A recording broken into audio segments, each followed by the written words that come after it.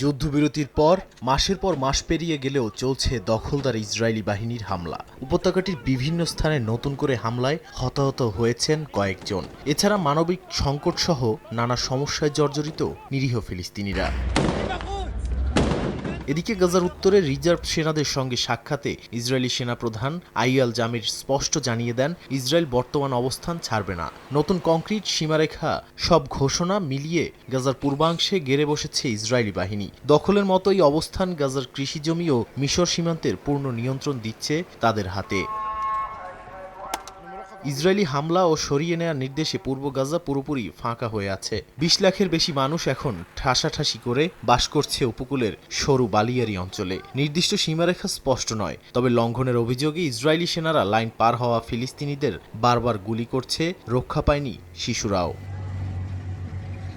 এ অবস্থান সরাসরি প্রশ্ন তোলে অক্টোবরের যুদ্ধবিরতি নিয়ে। সেখানে বলা হয় ইসরায়েল গাজা দখল বা সংযুক্ত করবে না। ট্রাম্পের ২০ দফা পরিকল্পনায় ধাপে ধাপে এলাকা হস্তান্তরের কথা থাকলেও ইসরায়েল বলছে হামাসের নিরস্ত্রীকরণ ছাড়া সেনা প্রত্যাহার করবে না তারা।